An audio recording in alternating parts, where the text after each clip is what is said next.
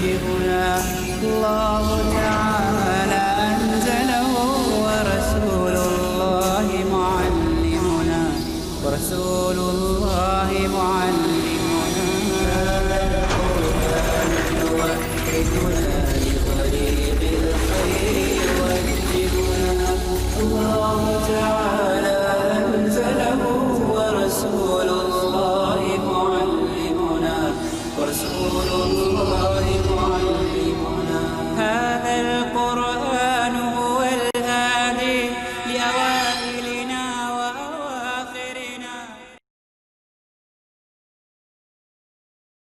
ناظرین کرام، السلام علیکم ورحمۃ اللہ وبرکاتہ. اسلام کا معاشی نظام، اس عنوان پر گفتگو جاری ہے.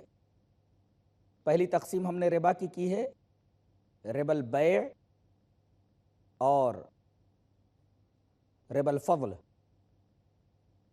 اور اس کے بعد ہم یہ بتانا چاہیں گے کہ بیع کی 4 قسمیں ہیں. ایک ہے بیع الدین بالدین، یعنی قیمت بھی ادھار ہو اور چیز بھی ادھار ہو، یہ ناجائز ہے. بیع کی دوسری قسم ہے بیع العین بالدین، چیز دے دی جائے، پیسہ بعد میں لیا جائے، جائز ہے. تیسری شکل ہے بیع العین بالعین، قیمت بھی نقد ہو اور مبیع یعنی چیز بھی نقد ہو، یہ تو جائز ہے ہی. بیع کی چوتھی شکل ہے بیع الدین بالعین، یعنی پیسہ پہلے دے دیا جائے، چیز بعد میں لی جائے، لیکن اس کے لیے 3 شرطیں ہیں.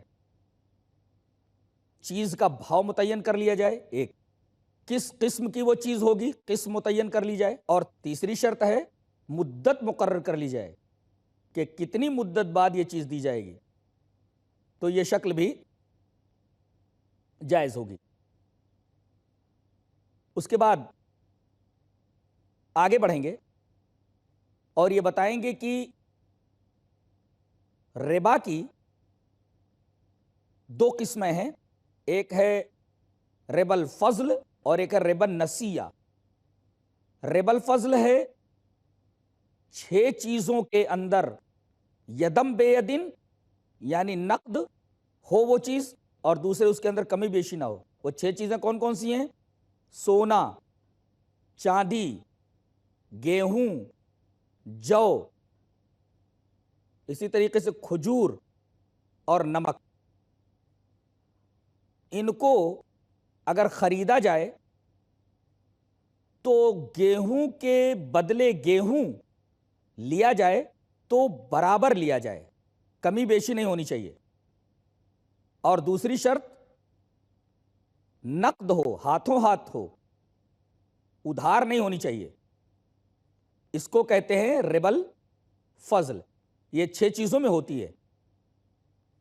مثلا اگر ایک آدمی کو اچھی کھجوریں لینی ہیں، اس کے پاس ردی کھجوریں ہیں اور وہ اچھی کھجوریں لینا چاہتا ہے، تو اس طرح کمی بیشی کر کے کھجور کا خریدنا جائز نہیں ہے، بلکہ اپنی اس ردی کھجور کو بیچ دے اور بیچنے کے بعد جو پیسہ ملا ہے اس سے اچھی کھجور خرید لے. اس لیے کہ کھجور سے کھجور کو کمی بیشی کے ساتھ لینا اور ادھار لینا یہ درست نہیں ہے. یہ تو ہوا ربا الفضل. دوسری چیز ہے ربا النسیہ. ربا النسیہ تو آپ لوگ جانتے ہی ہیں کہ کوئی آدمی 100 روپیہ دے اور یہ کہے کہ 1 مہینے بعد اگر لوٹاؤ گے تو 125 روپیہ دینا ہے. یہ ربا النسیہ ہے. یہ بالبداہت حرام ہے، اس کی حرمت میں کوئی شبہ نہیں. ان اصولی باتوں کو جاننے کے بعد اب ہم اس آیت کی طرف آتے ہیں کہ اللہ تبارک و تعالیٰ نے ارشاد فرمایا یمحق اللہ الربا ویربی الصدقات. اللہ تبارک و تعالیٰ سود کو مٹا دیتا ہے اور صدقات کی پرورش کرتا، بڑھا دیتا ہے. ناظرین کرام، آپ بظاہر ہنسیں گے اور آپ یہ کہیں گے کہ یہ بات تو مشاہدے کے خلاف ہے، اس لیے کہ ہم یہ دیکھتے ہیں کہ صدقہ کرنے والا جب صدقہ کرتا ہے تو اس کے پاس مال کم ہو جاتا ہے اور سود خور کا سرمایہ محفوظ رہتا ہے اور اس کے اوپر وہ زیادتی کماتا رہتا ہے. تو اللہ سود کو مٹا دیتا ہے اور صدقات کو پروان چڑھاتا ہے، یہ تو بات مشاہدے کے خلاف ہے۔ اس کا کیا مطلب ہے؟ اصل یہ ہے کہ سود خور اپنی دولت میں اضافہ کرتا رہتا ہے، ذاتی طور پر تو اس کی دولت بڑھتی رہتی ہے، لیکن جماعتی دولت کو برباد کر دیتا ہے۔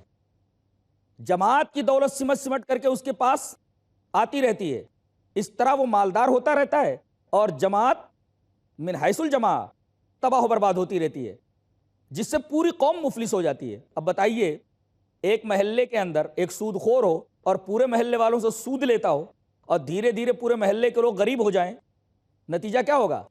یہ سارے غریب لوگ مل کر کے اس کا گھر لوٹ لیں گے۔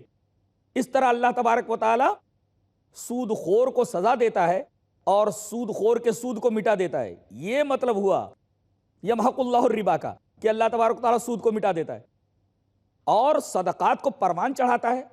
ناظرین کرام، صدقہ دینے والا لوگوں کی نگاہوں میں محبوب ہوتا ہے۔ اگر اتفاق سے اس کے اوپر کوئی حادثہ آ جائے، کسی حادثے سے دوچار ہو جائے، تو پوری قوم مل کر کے اس کی معاملت کرنے پر تیار ہو جاتی ہے اور اس کو اس کے پیروں پر کھڑا کرنے کی کوشش کرتی ہے۔ آپ نے دیکھا کہ اللہ تبارک و تعالی صدقات کو پروان چڑھاتا ہے، دنیا میں بھی صدقہ دینے والے کو اس کا فائدہ پہنچاتا ہے۔ یہ مطلب ہے یمحق اللہ الربا، اللہ سود کو مٹا دیتا ہے، ویربی الصدقات، اور صدقات کی زیادتی کرتا ہے، صدقات کو پروان چڑھاتا ہے۔ صدقہ دینے والے اور سود خور کے درمیان فرق یہ ہے کہ سود خور مال سے بڑی محبت کرتا ہے، اس کے دل میں مال کی بڑی محبت ہوتی ہے، جبکہ صدقہ دینے والے کے دل میں مال کی محبت نہیں ہوتی، اور مال کی محبت ہی سود خوری کی جڑ ہے۔ مال کی محبت ہی سود خور کو سود خوری کے اوپر آمادہ کرتی ہے، اور اس کے بالمقابل صدقہ دینے والا معاشرے میں ہر آدمی کی نگاہ میں محبوب ہوتا ہے اور عزت اور وقار اور احترام کی نظر سے دیکھا جاتا ہے۔ یہ فرق ہے ایک سود خور میں اور صدقہ دینے والے میں۔ اللہ تبارک و تعالی نے بالکل صحیح فرمایا، یمحق اللہ الربا ویربی الصدقات واللہ لا یحب کل کفار نسیم۔ اللہ سود کو مٹا دیتا ہے، صدقات کو پروان چڑھاتا ہے، اور اللہ کفار اور اسیم کو پسند نہیں کرتا۔ کفار کا مطلب ہوتا بہت ناشکرا۔ یہاں اللہ تبارک و تعالی نے کفار کا لفظ کیوں استعمال فرمایا؟ اس وجہ سے کہ سود خور کو اللہ تبارک و تعالی نے دولت عطا فرمائی، اس کو چاہیے کہ اگر کوئی آدمی مجبور ہے تو ویسے ہی اس کو قرض دے دے، اس کے اوپر نفع نہ لے، لیکن اس کے باوجود وہ قرض دے کر کے اس کے اوپر سود لیتا ہے۔ در حقیقت یہ اللہ تبارک و تعالی کی اس نعمت دولت کی بہت بڑی ناشکری ہے، اسی وجہ سے کفار کہا گیا اس کو۔ اور چونکہ یہ کفران نعمت بدرجہ اولا اس میں موجود ہے، اس وجہ سے اللہ تبارک تعالی نے اس کو کفار بصیغہ مبالغہ ذکر فرمایا۔ اور اسیم، اسیم کا مطلب گنہگار، اس کو عربی میں کہتے ہیں معتدن، اور اسیم کے درمیان فرق یہ ہے کہ جو کام نہیں کرنا چاہیے وہ کرے تو معتدن ہے وہ، اور جو کام کرنا چاہیے وہ نہ کرے تو وہ اسیم ہے۔ اب سود خور کو جو کام کرنا چاہیے وہ نہیں کر رہا ہے، اس وجہ سے اللہ تبارک و تعالی نے اس کو اسیم کہا۔ اس آیت کریمہ کے آخر میں یہ دو جو صفتیں استعمال کی گئی ہیں سود خور کے لیے، بالکل صحیح استعمال فرمائی گئی ہیں۔ واللہ لا یحب کل کفار نسیم۔ ناظرین اکرام، اگر آدمی سودی کاروبار کرتا تھا لیکن بعد میں توبہ کر لے اور اس کا مال کسی کے پاس ہو تو سرمایہ لے لے، سود کو چھوڑ دے۔ فَإِن تُبْتُمْ فَلَكُمْ رُؤُوسُ أَمْوَالِكُمْ، اگر تم توبہ کر لو اور تم نے سود کے اوپر مال دیا ہوا ہے تو اپنا راس المال لے لو، سرمایہ لے لو، سود چھوڑ دو۔ اور وعید سنائی گئی کہ اے ایمان والو اللہ سے ڈرو، سود چھوڑ دو اگر تمہارے اندر ایمان ہے تو۔ اگر تم ایسا نہیں کرتے تو اللہ اور اس کے رسول سے جنگ کرنے کے لیے تیار ہو جاؤ۔ وہ ہے کہ سود اتنا بڑا گناہ ہے کہ وہ اللہ تبارک و تعالیٰ اور اس کے رسول سے جنگ کرنے کے مرادف ہے۔ ناظرین اکرام، جہاں تک بینکنگ نظام کا معاملہ ہے وہ تقریباً 200 سال پرانا ہے، اور ایک سوال کیا جا سکتا ہے کہ اگر کوئی شخص بینک سے قرض لے کر کے کوئی انڈسٹری لگاتا ہے تو یہ تو بہت اچھا کام ہے، اس کو برا کیسے کہا جا سکتا ہے؟ ایک آدمی کو انڈسٹری قائم کرنا ہے لیکن اس کے پاس پیسے نہیں ہیں، انڈسٹری تیار ہو رہی ہے 10 کروڑ روپے میں، اب وہ اگر 10 کروڑ روپیہ بینک سے لون کے اوپر لے لیتا ہے اور انڈسٹری کھڑا کرتا ہے تو اس انڈسٹری کے اندر سینکڑوں مزدور کام کریں گے جس سے ان کا پیٹ بھرے گا، تو بظاہر ایسا لگتا ہے جیسے سود کے اوپر بینک سے پیسہ لینا جائز ہے، لون لینا جائز ہے بینک سے۔ ناظرین اکرام لیکن غور فرمائیں کہ اس کی قباحت کتنی گہری ہے۔ مثلا ایک آدمی ایک انڈسٹری لگانا چاہتا ہے اور انڈسٹری 10 کروڑ میں کھڑی ہوتی ہے، اس کے پاس 10 کروڑ روپے نہیں ہیں، تو وہ بینک سے 10 کروڑ روپے لون کے اوپر لیتا ہے، انڈسٹری لگاتا ہے۔ اب ظاہر ہے کہ جب وہ انڈسٹری کھڑا کرے گا اور 10 کروڑ روپے کے اوپر اسے متعینہ رقم سود کے طور پر بینک کو ادا کرنی ہے، تو ظاہر ہے کہ انڈسٹری کے اندر جو چیز، جو پروڈکٹ نکلے گا، اس کی قیمت میں معمول سے زیادہ اضافہ کرنا پڑے گا، اس لیے کہ اس کو بینک کو سود دینا ہے۔ تو پاور آف پرچیز متاثر ہوگی، اس لیے کہ اشیاء کی قیمت اگر اس نے بڑھا دیا بینک کو سود دینے کی وجہ سے، تو پاور آف پرچیز، خریداری کی جو قوت ہے وہ متاثر ہوگی، اور جب پاور آف پرچیز متاثر ہوگی تو ڈیمانڈ متاثر ہوگی، اور ڈیمانڈ متاثر ہوگی تو سپلائی متاثر ہوگی۔ اللہ تبارک و تعالیٰ نے اسی وجہ سے جو سود کو حرام قرار دیا ہے، اس کے دور رس اثرات اس کے علم محیط کے سامنے تھے۔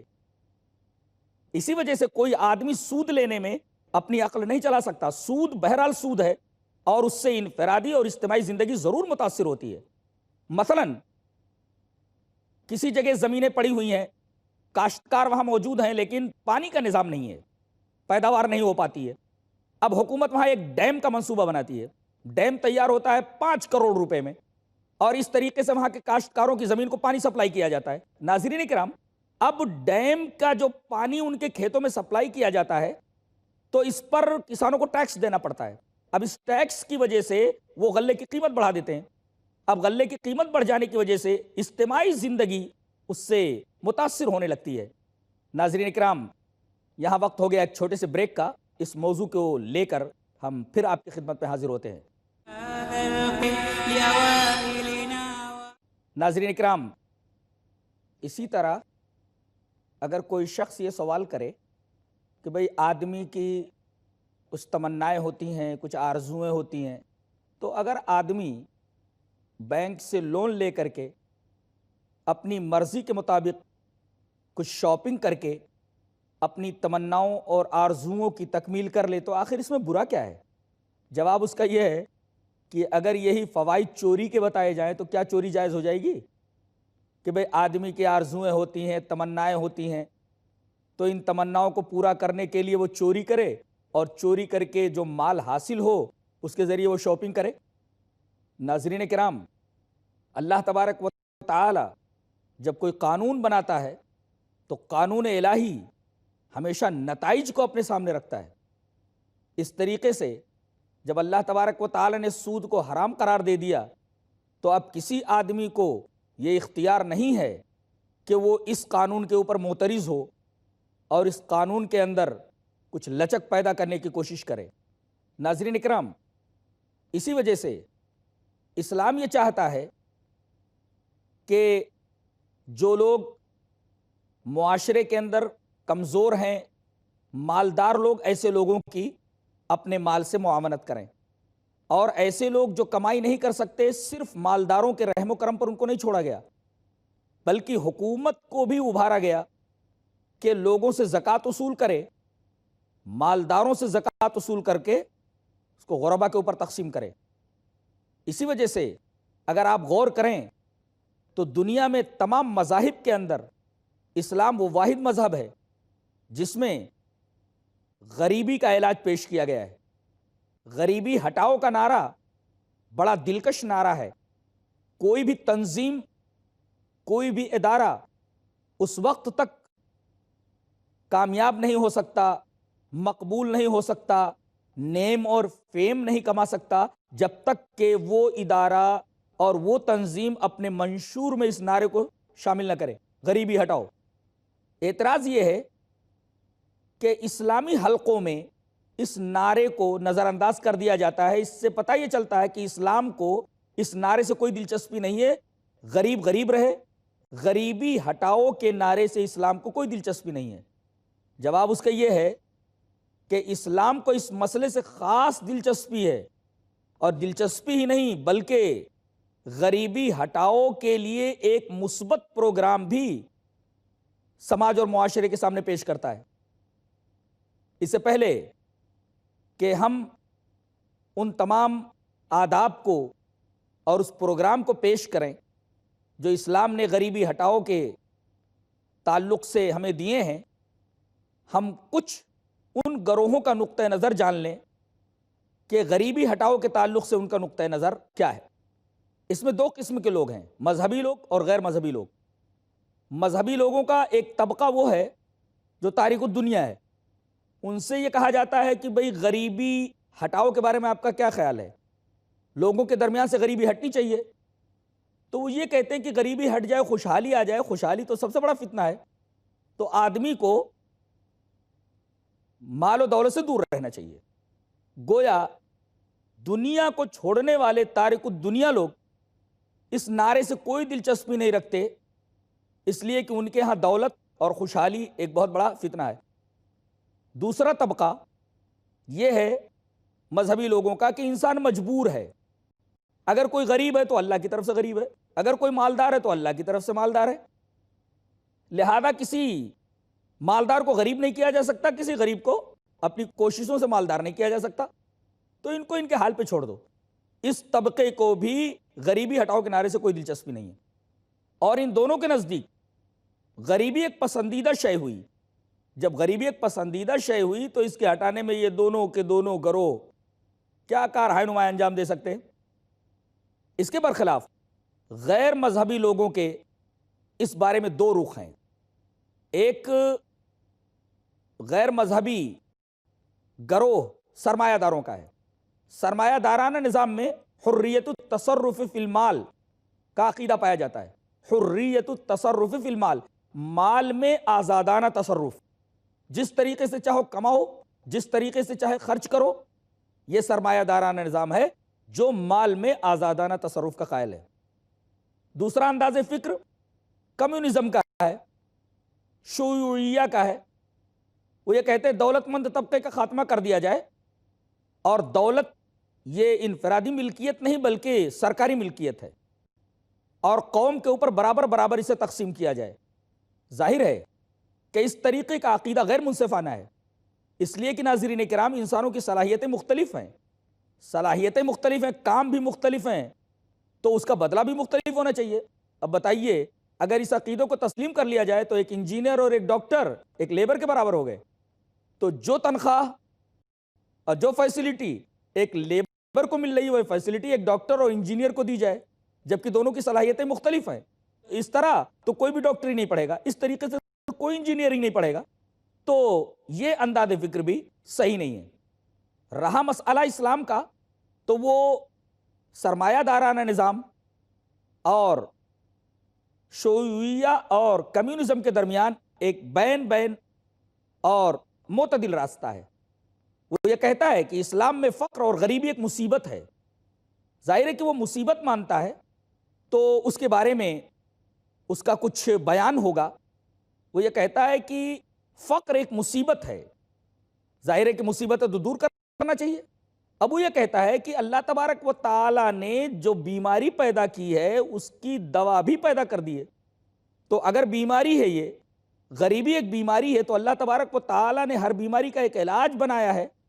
آدمی اگر وہ علاج اختیار کرے تو مصیبت دور ہو سکتی ہے، بیماری دور ہو سکتی ہے۔ ایسے ہی آدمی غریبی ہٹاؤ کے لیے کوئی تدبیر کرے تو وہ اس کا علاج ہوگا اور علاج سے غریبی ہٹ سکتی ہے۔ گویا سرمایہ دارانہ نظام اور کمیونزم کے درمیان اسلام کا جو نظریہ ہے وہ معتدل اور بین ہے۔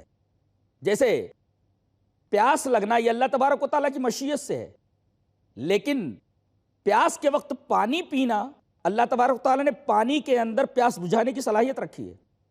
خلاصہ یہ نکلا کہ اسلام غریبی کو جب مصیبت مانتا ہے اور ہر مصیبت کا ایک علاج اللہ نے رکھا ہے، لہذا وہ علاج آدمی اگر اختیار کرے تو غریبی ہٹ سکتی ہے۔ یہ اسلام کا نظریہ ہے جو میں نے ابھی آپ کے سامنے پیش کیا۔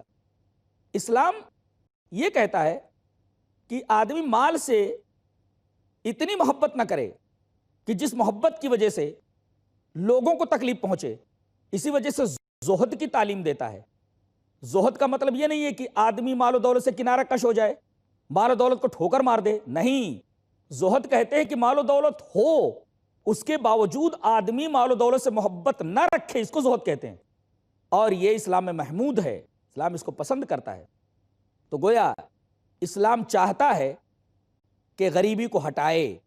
اب غریبی کس طریقے سے ہٹے، اس سلسلے میں اس کا ایک پورا نظام دیا گیا ہے۔